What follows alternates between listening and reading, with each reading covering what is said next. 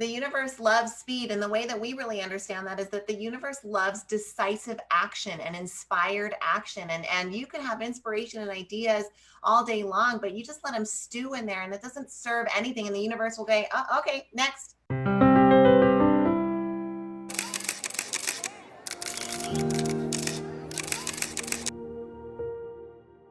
Hi, everybody. Good evening. It's Aaron T. Aaron, and I've got this evening. How do I introduce them? I serve in the Market Smart team with the John Maxwell team, and I serve in this department with Kay and Shila. They head the Market Smart team, and they are also very involved in all the marketing for the John Maxwell team and even at the events. And it's such a big, huge honor for me to have Kay and Shila live here at the Driving Through Crisis Summit. Well, as was mentioned, my name is Kay Salerno, and this is my sister and business partner, Shila Morris. And when I was 10 and Shila was 17, our parents bought a single unit restaurant up in a little town called Truckee, California. And overnight, Shila and I gained what we like to call a front row seat to the drama of American entrepreneurship. Yep, we grew up on the restaurant floor, washing aprons at home, baking biscuits, helping mom balance books, sealing envelopes for marketing initiatives. So we really started in business very early. And then as we came into adulthood, we were added into the partnership for the restaurant organization and helped grow it. Great things like being featured on Food Network and in the New York Times, hard times like almost losing everything and really hitting financial walls. We always had focused on people, systems, and processes, systems, and efficiencies. And then really realized in 2013 that it wasn't supposed to be processes, it was supposed to be people. And when we made the shift to focusing on values-based, culture-centered leadership, we saw our company take off. We now have 12 locations across 4 states here in the US, and our parents have now been retired for 3 years, and Shila and I have the pleasure of running the restaurant company. But something happened along our journey when, and Aaron, you mentioned that we are affiliated through the John Maxwell team. Yep. Where at around 2014, people were kind of banging down our doors at the restaurant company because we had seen so much success, and they were asking, well, who does your marketing? Who does your marketing? And we're like, well, we do. And so we started a small boutique marketing agency where we began to work on clients and help other people grow their businesses. And we've had some incredible success in that arena, and are no longer doing marketing on behalf of other people, but in the journey, the John Maxwell team, after helping them to build a sales system that has now accounted for over $90 million in revenue, they asked us if we could teach their 30,000 John Maxwell coaches, speakers, and trainers how to market their businesses.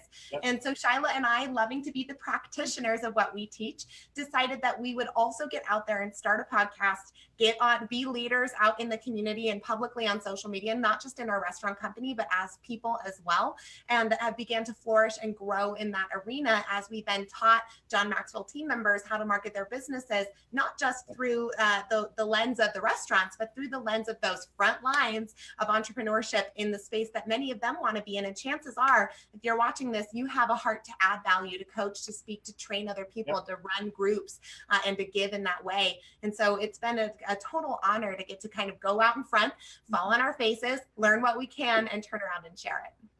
All right. Before we go into the very serious questions, and there's so much to unpack from what you've just talked about, let's probably start a bit light. So you guys run a restaurant. You run a restaurant chain.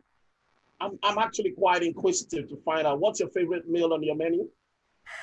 Oh, that's a good question. It depends on the mood, of course. If you're feeling indulgent, my personal favorite is the cream cheese stuffed French toast topped with strawberries and bananas. It is absolutely delectable and amazing. But usually I go for something a little bit more healthy right now. My favorite is, surprise, surprise, avocado toast with sweet potatoes on the side. Yep. And for me, I am digging on, we've got like a broccoli, spinach, and bell pepper egg white scramble right now. That has been my jam. But if I'm feeling indulgent, we have an incredible chilaquiles. I'll get it with over medium eggs and usually some crispy hash browns on the side. Now I'm hungry. I know. I was going to say the same thing. You're making the viewers hungry now. All right. So starting business from such a young age and learning about business, is there anything that you would change And if so, what would that be? What would you go back and change if you had to start all over again? Well, I think we probably alluded to the biggest change we would have made first off, and that was really understanding that core tenet of how important the people are. Always knew that people were important, but kind of that old school management style was what had worked in the past. And so in our business, you want to emulate what has been successful. And so focusing on processes and having your relationship with people be transactional, you work, I pay you, that's it's a transaction, was only getting us so far. And it was certainly making us hit our business lid. And once we found the John Maxwell team, and once we kind of really altered the direction of our business in order to make that focus, we really saw that lid come off and be able to grow and thrive in a way that we really enjoyed personally on the inside and financially and successfully on the outside as well. And if for any of you who are watching right now who might have a dream of baking your grandma's biscuits and serving them to a beautiful full house full of people at the tables. I think if we were to do anything differently, we might have picked a different business than the restaurant industry. We love restaurants. We love what we get to do, but it's a really difficult industry and the profit margins are not huge. And so when we have people who come and partner alongside us as franchisees, we are very upfront with them in the process of them coming into having their own squeeze in, which 6 of the locations are franchise locations. We tell them from the get-go, like, this is not, it's not 100% of the time fun. It is a really difficult business to learn and operate, and it's not extremely profitable. So if you're going to get into restaurants, do it because you love it. Okay, cool. So one thing I've watched, actually, that I'll tell a backstory a bit. I've watched the two of you. So I joined the John Maxwell team in 2016. And I'm an observer.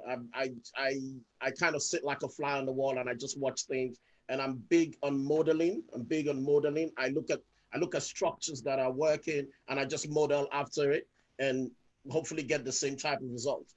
And when the opportunity came for me to join the Presidential Advisory Committee, I was very intentional about where I wanted to serve.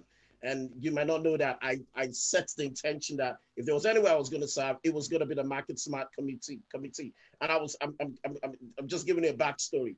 And the reason for that, so I remember walking through, the international room, and I saw the lady who, I think it was Lorna. She was registering for PAC, and I told her I want to be a part of PAC. And I said, and I want to be in the Market Smart team. She said, no, you can't be in the Market Smart team. You have to do the calls and all that. I said, nope. If I'm going to be in the PAC, that's where I want to go first. That's where I want to serve. And she said, no, that's not how it works. And I just put my name and left it. So I was actually completely shocked when the listings came and my name was right in the Market Smart team. I'm like, yeah. So exactly what Paul teaches us in terms of set the intention is exactly what worked for me. Now, why did I do that? It was because I saw your passion. I wanted to understand why you ladies so passionate. I see how you guys are walking the floor at this big conference we go to in March and August, and that passion still comes. You have over 4,000 or 5,000 people at these events, and I've never seen, just watching from the outside, I've never seen any of you get upset or Megan or drop the ball. Where do you derive your passion from? Oh, well, it's thank you, first of all, for wanting to be part of the Market Smart Committee. And we've loved having you alongside the journey. And, from one observer to another, I can totally respect that and love that you say, well, what can I model after? Like, who's doing it right? It's such a core tenet of success. And so thank you for that. Our passion and our energy really comes from this desire for more. And I think everyone can probably relate with that. But to achieve more, and not about so that my name can be bigger, but because you want to see impact. You want to see a difference being made. And we all have different strengths and gifts. And when you use your gift and it is used to its fullest and it helps somebody else, like, doesn't that just light you on fire? I know it does for us. And so, people say, aren't you tired at that conference? You guys are working 16-hour days. It's like, I'm physically tired, but I can't sleep because we're up talking and we're energized and we're excited because that's when we're in our strength zone. So if people are feeling drained of energy, or maybe they're feeling tired, it's one of the questions we taught, what energizes me? It's getting back into that strength zone so that you can have that fire and that passion cultivated from the inside. Well, one of our very favorite quotes from Einstein is that there are 2 ways to live your life, either that everything is a miracle or nothing is a miracle.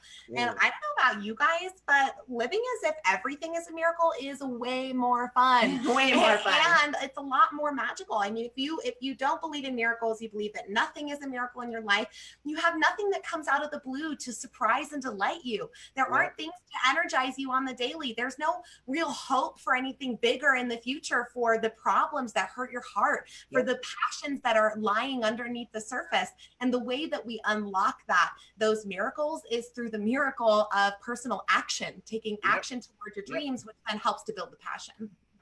Good, that's good stuff. So staying on strengths, and because you don't mention it, do you mind sharing what your individual strengths and how that has helped in how you bounce off each other? Because when you listen to your podcast, when you teach on the Market Smart, even on this interview, consistently, at some point, I used to think, do they have a script? All right, Kay, it's your turn. Shila, it's your turn. And it's always cuts across. How have your individual strengths helped the two of you to always bounce off each other?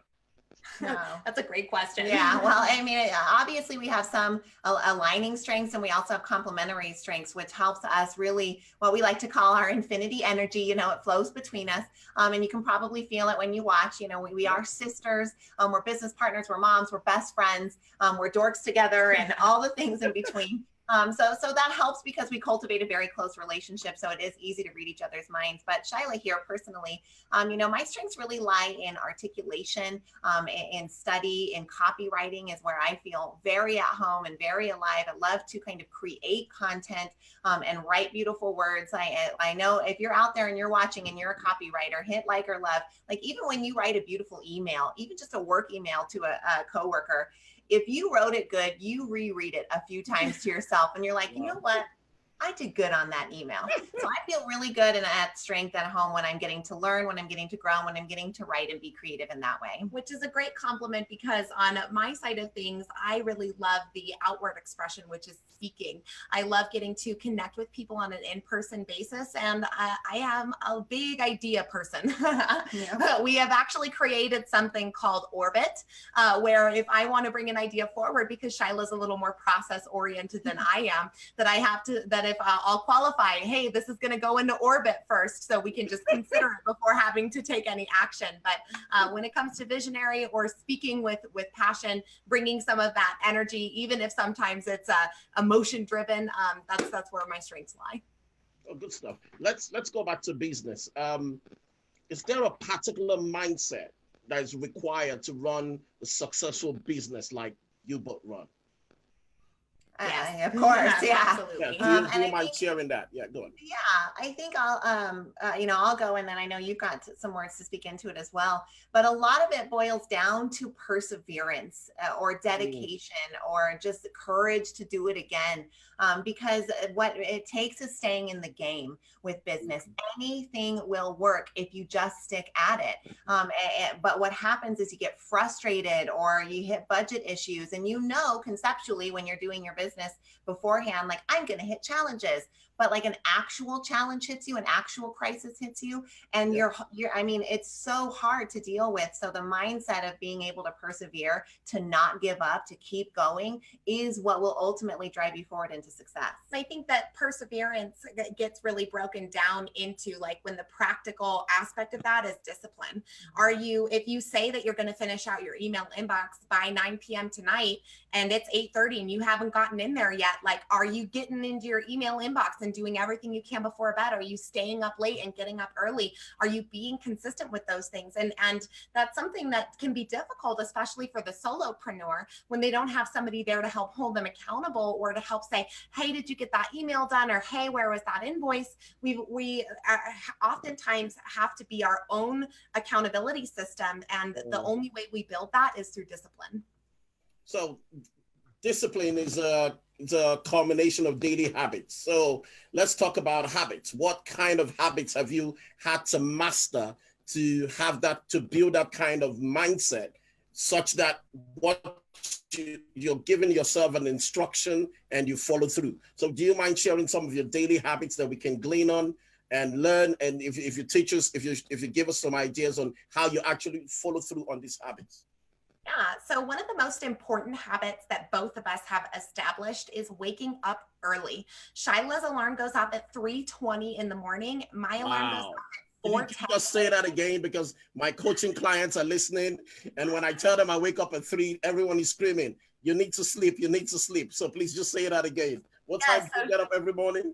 Shyla's up at 3:20 and I'm up at 4:10 a.m. every morning. And both of us work out for 1 hour before we start our day, and include a little bit of reading and writing time. But I know that the waking up early habit has been one that has really contributed to our success. Right. We all have that same 24 hours in the day. So I've got 3 kids under the age of 10 at home, and I've got, a marriage, and I've got a fitness routine, and I've got this multi-million-dollar business that we're running with hundreds of employees as well. And so it could be really easy to fall back on this, like, I don't have time situation, especially when we're distance learning and the kids are at home and all of those things.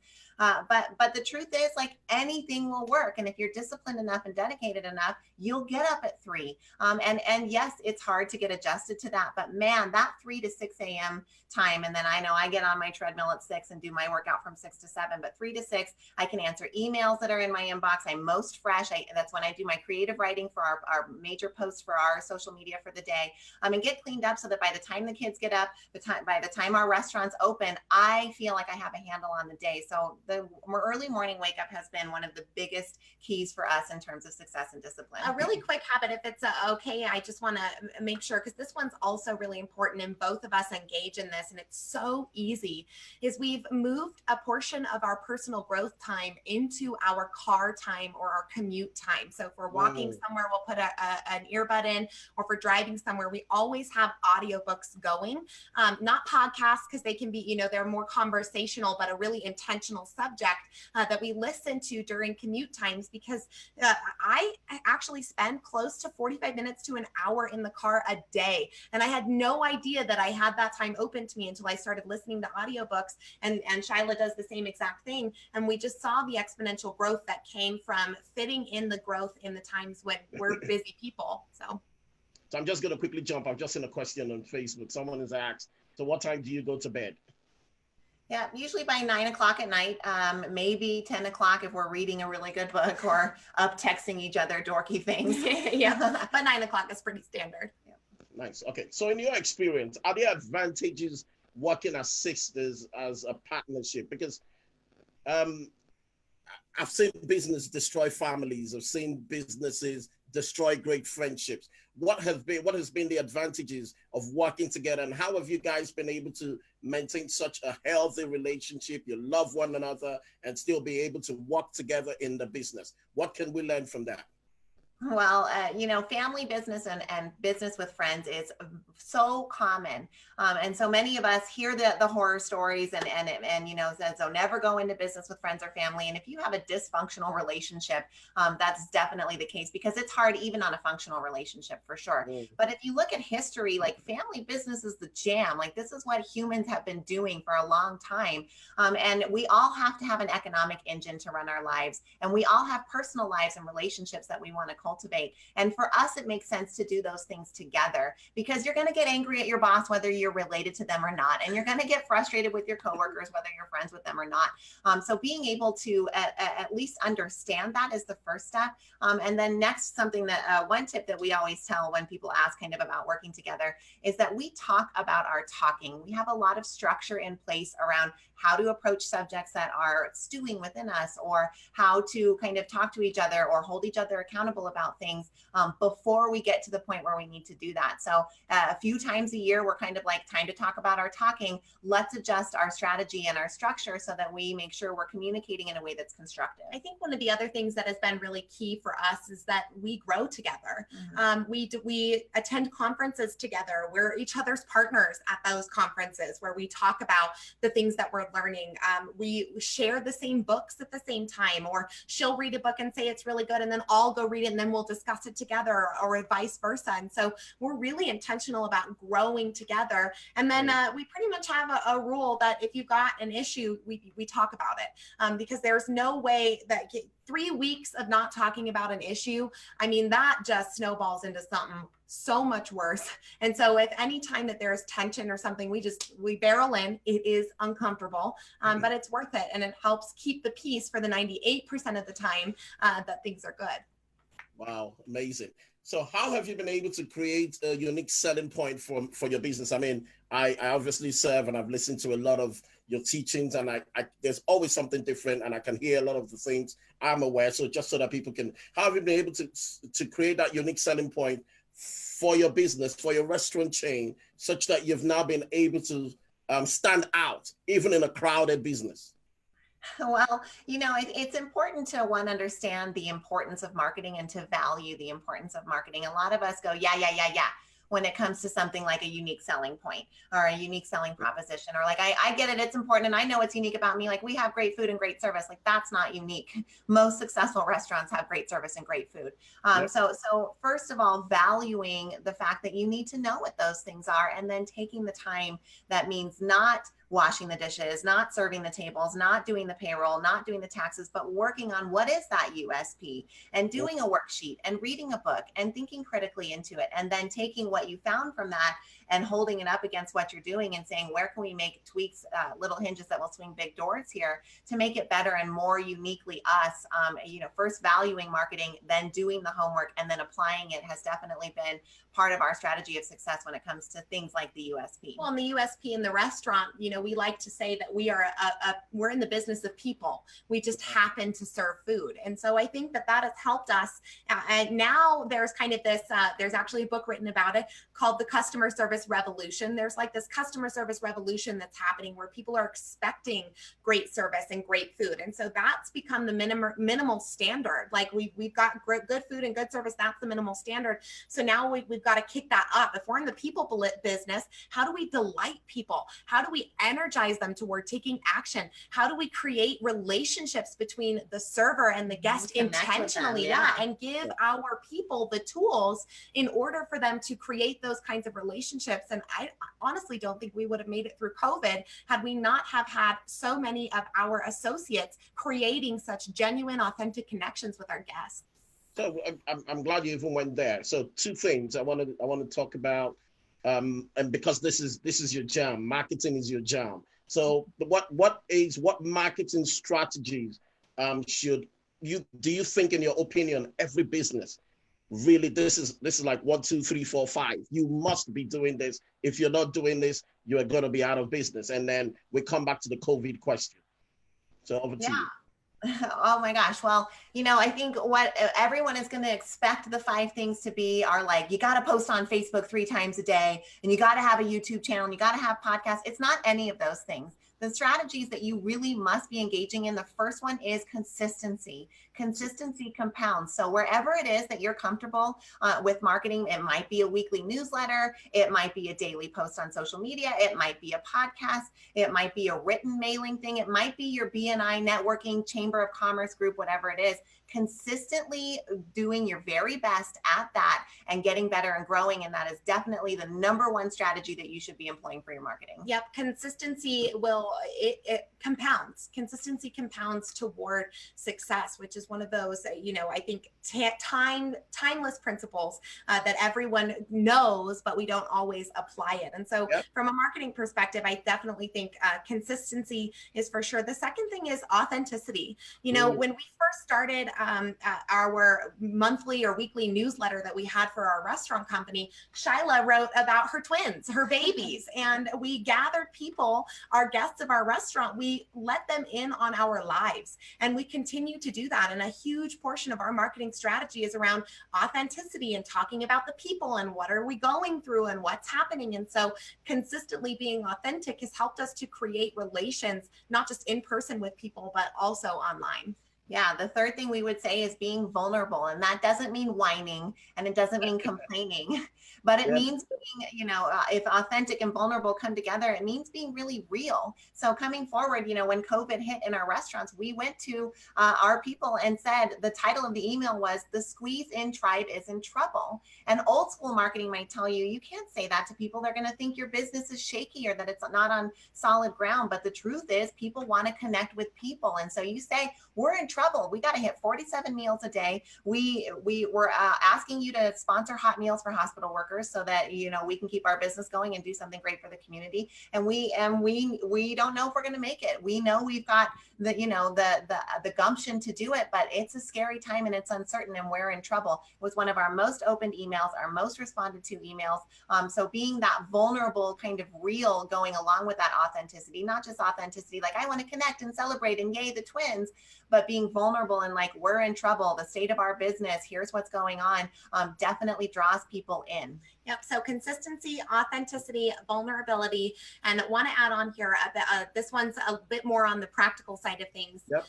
Don't let anyone come into your business or around you and your stuff without gathering some form of connection type with them. So whether it's they're following you on Instagram and now you have their handle, or you gathered their email from an interaction because you sent around a sheet if you're in person.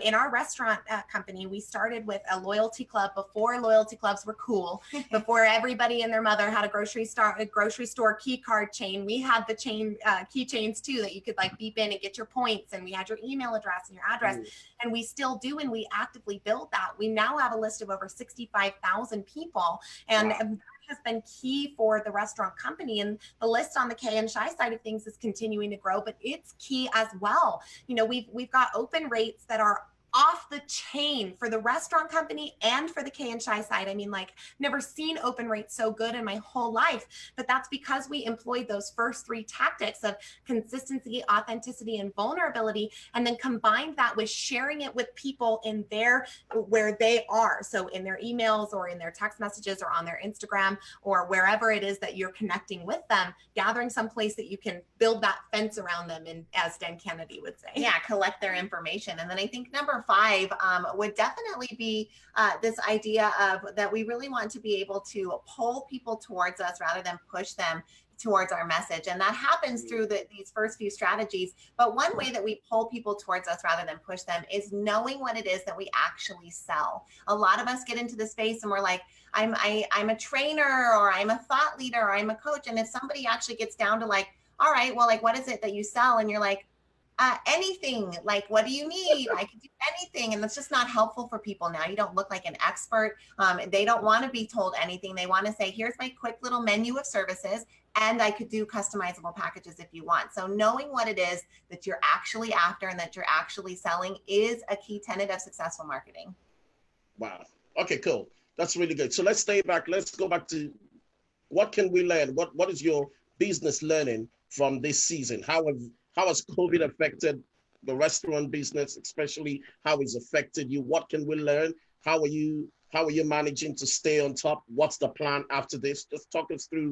Just take us through that story of COVID and how COVID has affected you, and what's the benefit from it, and what opportunities can we mine from you Well, both? we will start by saying that April was the longest year of our life. And how, it was, we say we were living in COVID years in that time. Every day felt like 27 years. And it was a lot. I mean, the restaurant industry, here in our community, I think it was March 18th, the day that we had to close our doors and go to go and curbside pickup only. And from a revenue perspective, that was an 85% drop in revenue that happened literally overnight.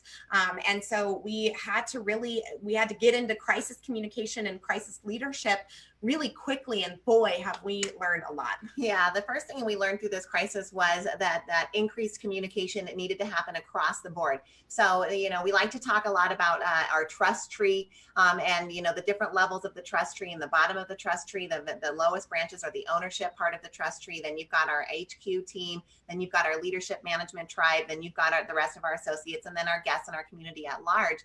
But the communication at every level of that trust tree had to increase. So the communication between us sometimes look like this. Right? And then we'd be like, okay, all right, like we got this. And then by the time we got to the next level, we could be comfortable with them and saying, look, we don't know what the future holds. We know it's uncertain. The fact is the future is uncertain, but the truth is we are dedicated to growth. We're dedicated to this community, and we're dedicated to saving as many jobs as we can and building a better future for when we all come out of this. So being able to then instill that into that level of the team, then instill it into the next level where it was like, we used to do once a month with our leaders. Guess what? We're on the phone every week at 7 a.m. and we're going to pour into you, and we're going to talk about courage, and we're going to talk about values, and we're going to talk about how to get through this and deal with the things and get through the new business model. Because for everyone on our team, their total business life changed overnight too. Their careers looked different. Their service style looked different. You don't get into service at a restaurant because you don't like people. Like, you love interacting with people, and now that's completely gone. So how are we supporting them in that way? So increasing our communication with those levels internally was really important. And then we increased our communication with our guest base quite a bit. So we had the weekly email going before COVID. It went to about 4 times a week after, and people were saying, I love your emails. I love being plugged into what you're doing, because we were following those tenets, right? We're being authentic and vulnerable. I feel like I'm connected to a small business in my community. We've gotten thousands of replies over the last 12 weeks of people saying, you have helped me. Your example has helped me. I've shared this with other business owners. So we really stepped up the communication there in those ways of being authentic and vulnerable. And then we got really creative. We started throwing a lot of spaghetti at the wall because we knew at least a few of those noodles would stick. Well, we got really creative really early. We took super fast action, and we've both been echoing this sentiment throughout this last 8 weeks, that had we not been so on top of things in the first 72 hours, that we probably wouldn't be in the position that we are now. If we had used that time to wallow, we wouldn't have been able to push the kind of numbers that we needed for the restaurant in order to get there. And so what we did in that first 72 hours was, just like we said with all of you on our teaching, is we said, what can we do? What can we do? Okay, well, we can't serve people inside the restaurant. We can't have our servers in this normal way of doing business. So what can we do? Well, we can do family kits. What can we do? Well, we can do hot meals for hospital workers and have our community donate to us. What we can do is offer gift cards online or for sale over the phone. What we can do is put our swag on sale to just get some revenue going. What we can do is throw some smoothie kits out there. So like Shila said, we just got fast action and started throwing spaghetti at the wall, and not everything stuck, but one thing stuck that actually saved it all, and that was the hot meals for hospital workers. We put out an email to our guests, and we said, we've got 5 ways that you can help squeeze in. Number 4, I believe, was sponsor hot meal for a healthcare worker. And we immediately saw traction around that, people donating and saying, what a cool program, and we'd love to do that, as they're going to move into having to really work hard in the hospitals to fight the virus. And it totally took off. So we decided, why don't we build on that momentum here? So we hosted a telethon-esque Facebook Live that we call Feed the Local Need Live-a-thon, where we got on and we did like a telethon, like a variety show. We showed videos, we had special teachings, we told jokes, we had music, there was all kinds of different things. We went for 5 hours, and the initiative over the course of the last 8 weeks has raised nearly $40,000 for our business. So when the funding from the government didn't come through, when the funding from the Small Business Administration didn't come through, when all of the other obstacles were in front of us, we had this nut from this beautiful service and offering to be a conduit for our healthcare workers in our community, and it literally saved the business. And that story you just told came from a place of love for people and not thinking about a profit, right? And which is a big value add from you guys as a part of your ethics. I'm just trying to emphasize that for people to listen to, because a lot of people come into business and all they think about is the profit, the money, but people are so important. People are so important. And that's really the business we're in. We're in a value add business with people. Going back, John Maxwell, our mentor, says something. He says, in times of crisis, you make courageous decisions and priority decisions, right? So just walk me through again, which was your priority decision and which ones would you classify as your courageous decisions? Well, you know, as much as we've been talking about marketing, there was a lot of other action that was happening at that time in that first 72 hours. I mean, I think it was Monday morning at 7 a.m. We got on with our two financial, our CPA and our financial advisor. And we said, okay, like, here's what we're anticipating. Here's how it looks. What do we need to do? And we started working on the cash forecast and the cash flow. Okay, we've got 3 weeks till we go into the negative. What knobs can we start turning right now to make sure that that doesn't happen? Owner salaries turning off.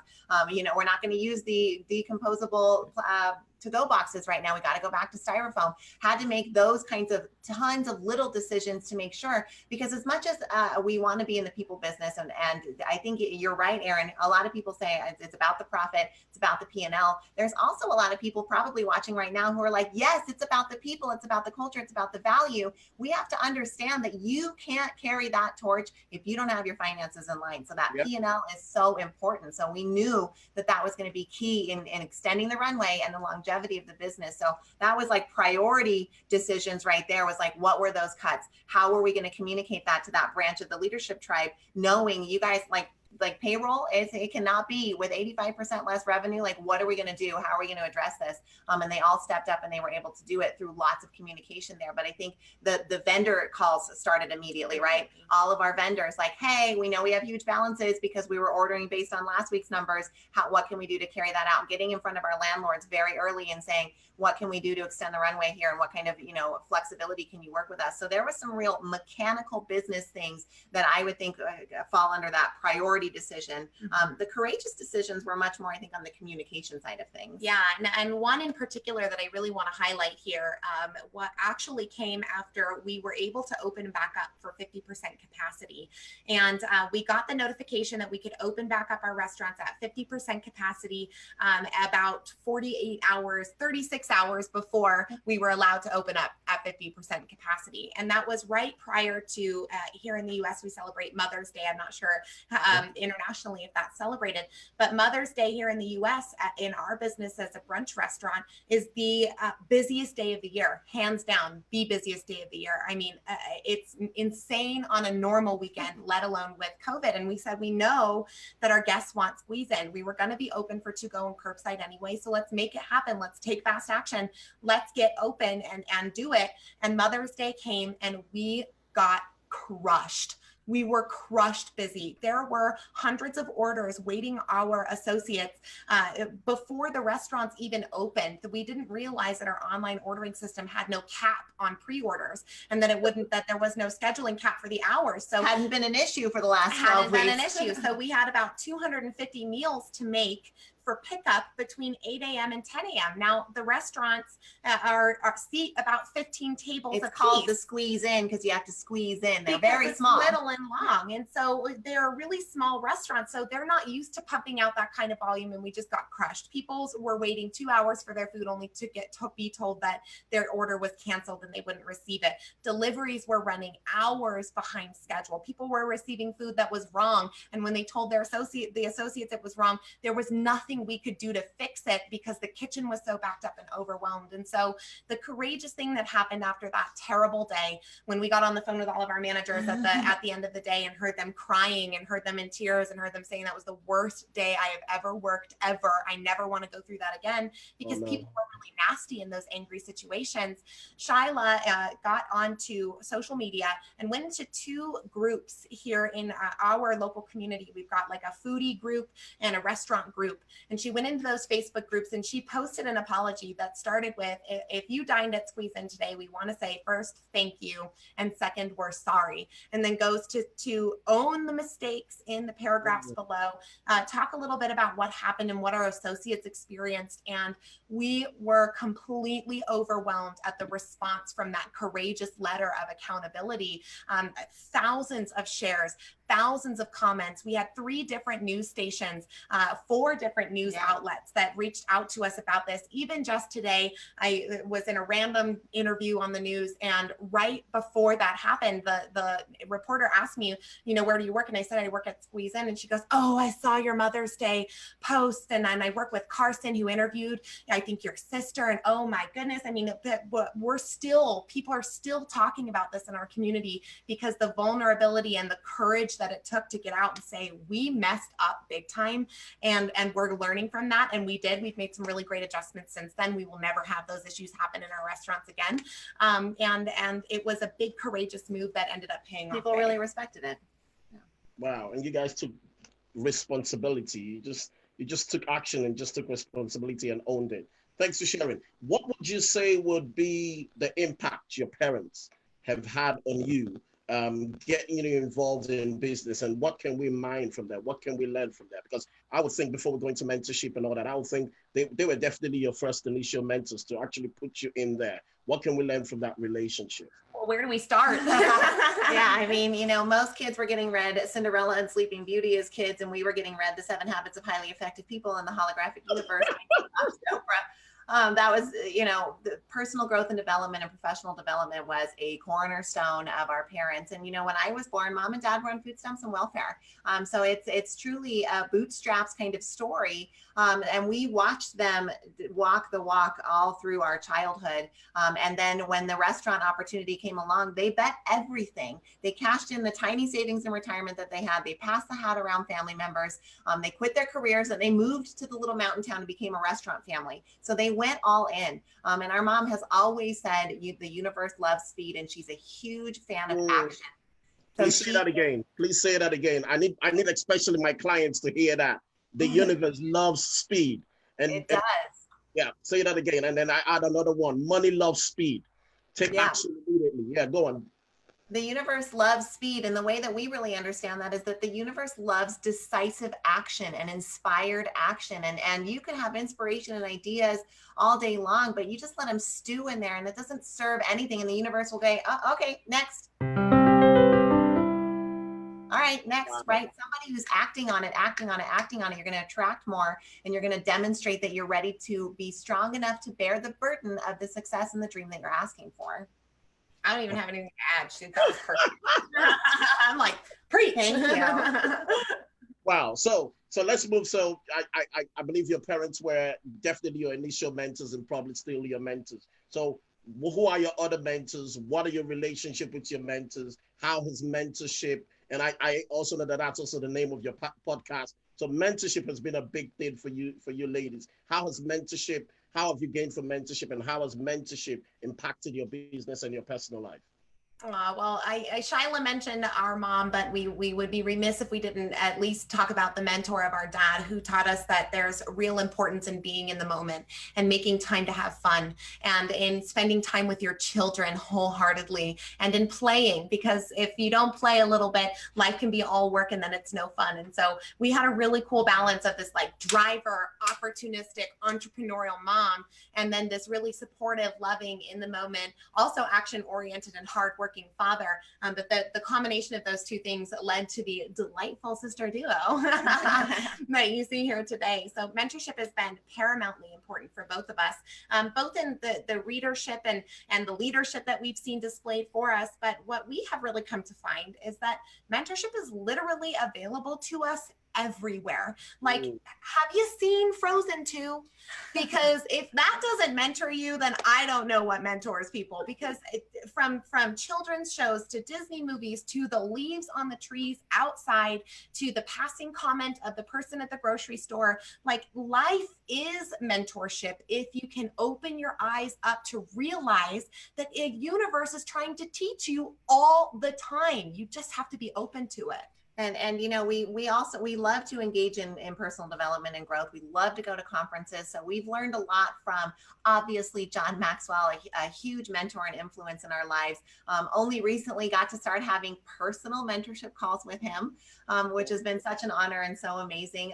We learn a lot from Tony Robbins. We're big Tony Robbins fans, been to lots of his conferences, read all his books, love to engage and tune into his YouTube videos and all kinds of things. But I love that you brought that forward, because, as millennials, millennials, as the adaptable generation. That's what our podcast, the Mentorship Quest, is all about. It's about kind of helping understand that there really is growth, learning, and opportunity in everything, in song lyrics and in children's movies and in quotes from successful people. So it's that teachable spirit that we really want to cultivate so that we can be open to the mentorship as it parades by us every single day in abundance. Nice. At what point, how did you decide it was time to scale up your business to make it the national brand that it was? What informed that decision?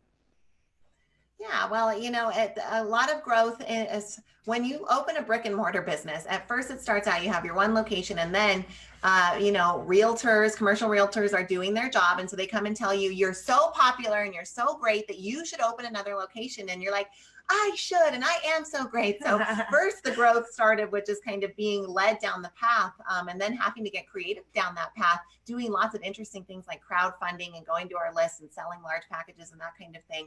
But when we decided to go to that national brand status, to that franchise status, that was really at the point where we said, well, we've run out of family members to open locations and run management locations. And so we know we want to grow. We know that this brand deserves to be in every single community. So what are the options for growth? And that's when we really started evaluating what those options were, and franchising emerged. And at first, I think we had the same reaction everyone does to franchising. It was like, oh, it's McDonald's, it's Subway, it's sellout.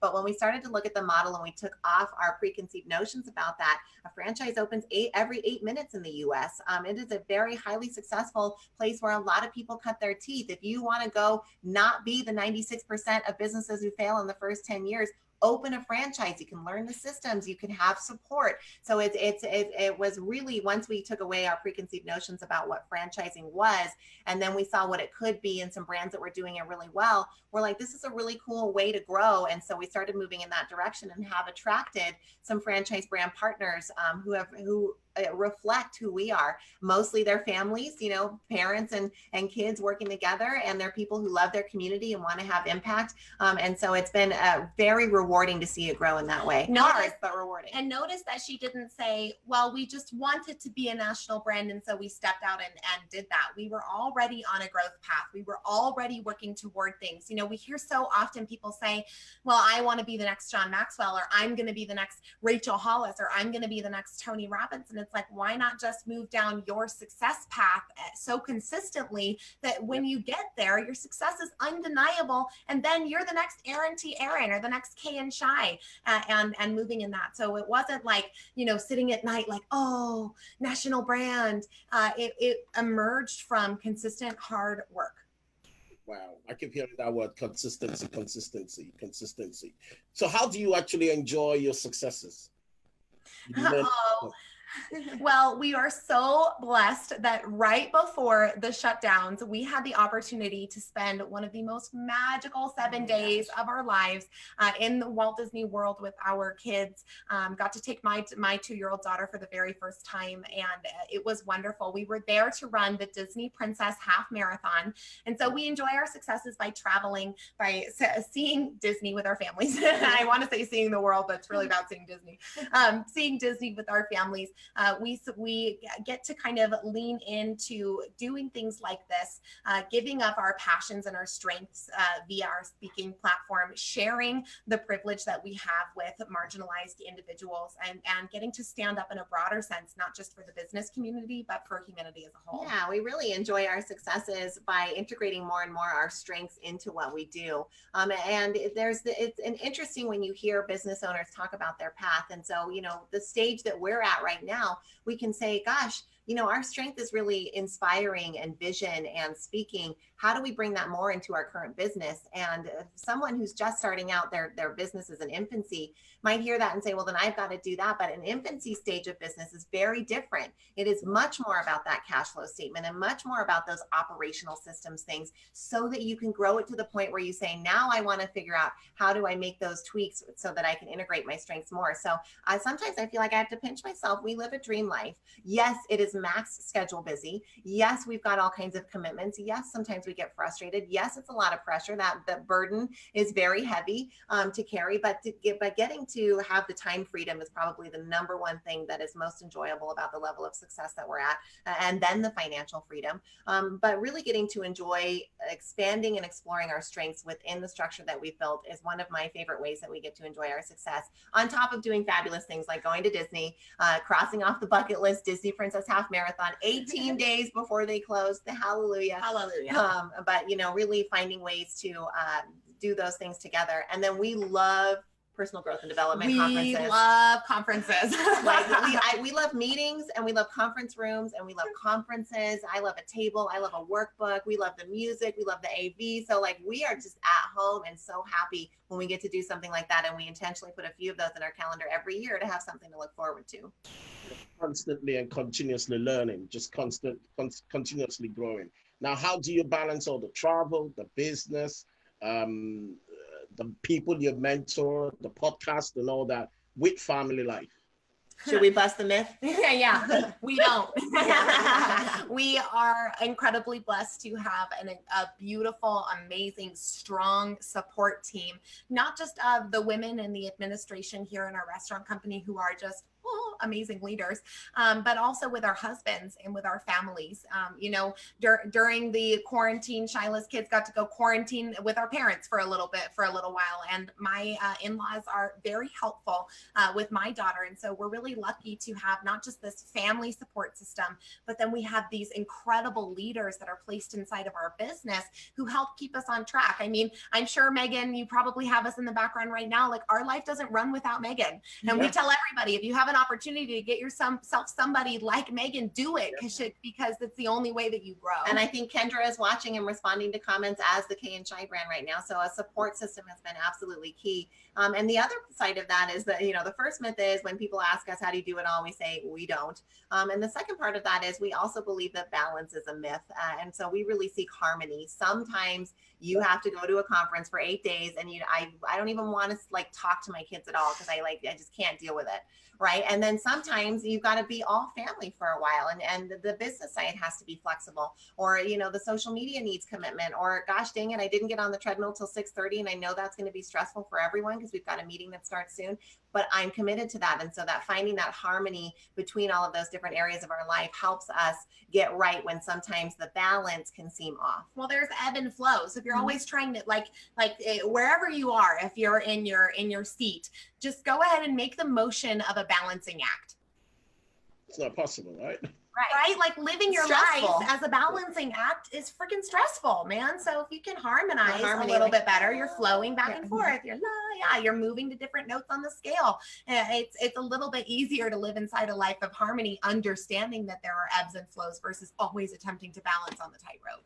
I'm just going to be a little cheeky and allow you to stay probably 2-3 minutes on. I think a lot of people would gain a lot from just hearing your thoughts around harmony, because especially in the world I live in with all my clients, and people are always constantly, hey, what's going on with your family? What's this?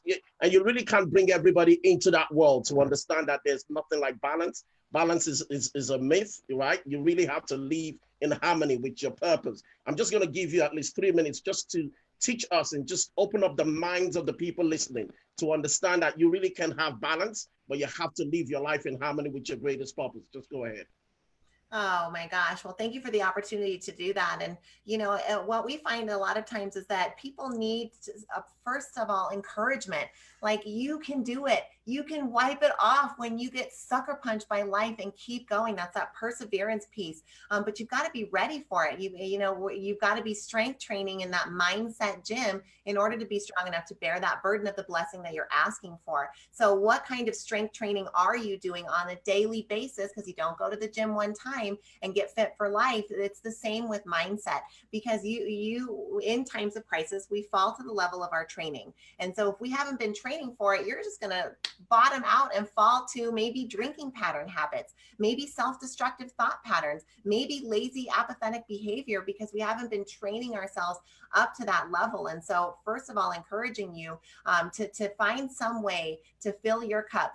For me, I love to watch inspirational YouTube videos while I'm doing my run. I get so fired up in the morning. I'm listening to Les Brown in my ear and Tony Robbins and John Maxwell and The Rock and, you know, TD Jakes, and like the compilations on YouTube are endless. So the resources are there. We are information rich, but wisdom poor. So get yourself some wisdom by engaging in all of that rich information that's out there. And what I know about you, because you're watching right now, is that you do have that mindset. You're here, you're listening, you're growing those muscles. And so give yourself a little grace along the journey when you're going, because you need the encouragement. You're going to fall flat on your face, but you know what? You wake up and the new day starts. Now, this next tip might seem a little duh, but a lot of us don't actually take the opportunity or the time to sit down and write out what a harmonious life would look like to us. Not a balanced life, but a harmonious life. Like if all the songs were being sung to the tune that you liked in your family, in your faith, in your fitness, in your profession, in your finances,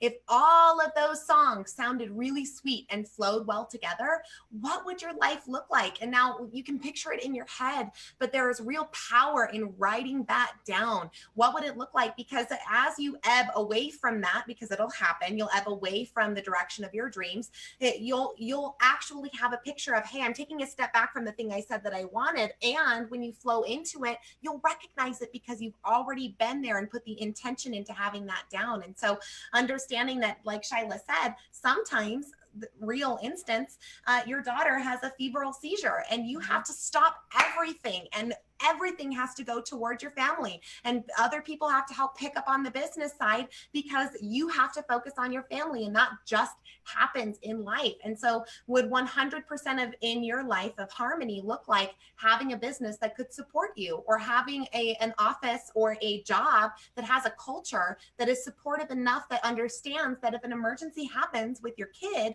that you need to go and flow into that direction of your life. So getting to know where your 100% looks like in the kind of major areas of your life will really allow you to know where there is. And so when you're harmoniously flowing, ebbing and flowing in between the things, you know when you're close to what you want and when you're taking steps in the opposite direction. Well, and I love this idea of knowing what the harmonious song sounds like for you, because then you know what disharmonious sounds like.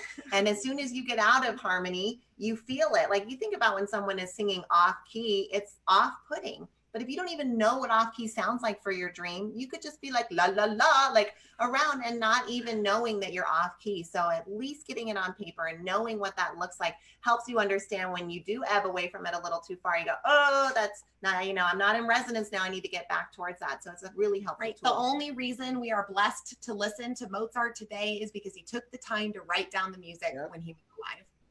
Two of us have the same types of mentoring in John Maxwell. What would you say are the top John Maxwell principles that have impacted the both of you most, and why?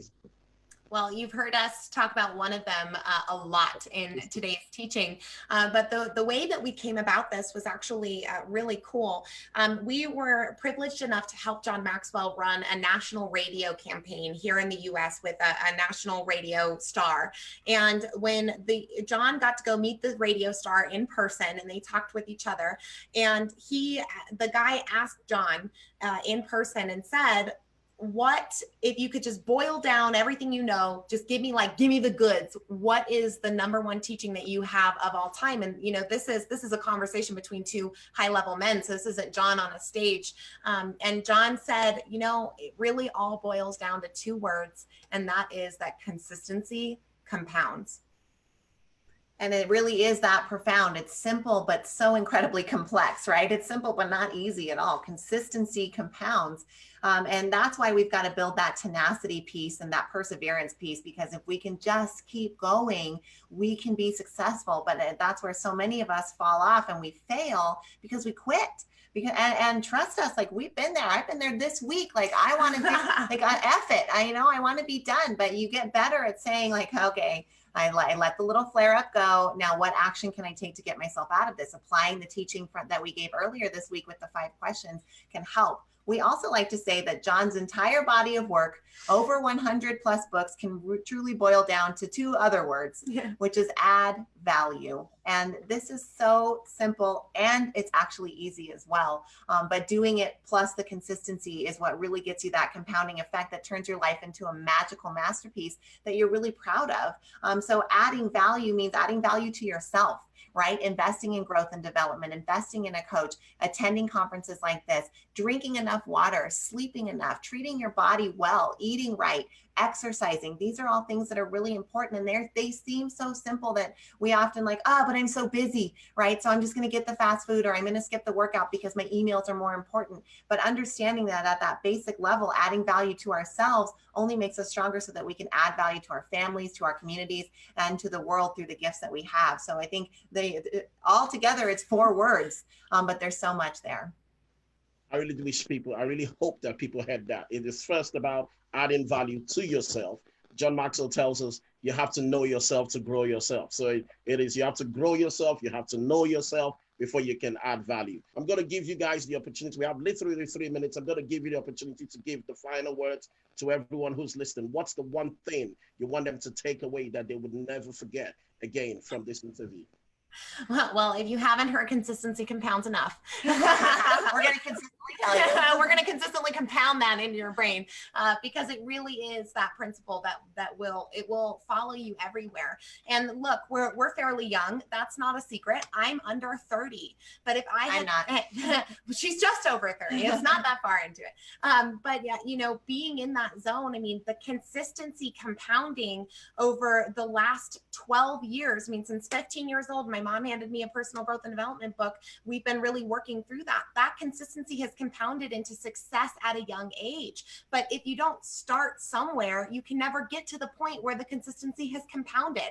So you have to begin and then stay consistent, and it will compound for you, but it could take years in the process. And I would add to that, if as you walk away from this and you feel fired up, take action. Nothing happens if you don't move and you don't take action. So it's wonderful to be in the creative space and the vision space, but taking action is what pulls it out of here and puts it into reality, and it signals to the universe and to God that I'm ready for more and that I will follow through on my word. And being a person of impeccable value, and being a person who, is trustworthy and has integrity, who gets done what they say they're going to get done, is probably one of the most important things that you can do. You will be successful if you consistently do that and do what it is that you say you're going to do when you say you're going to do it.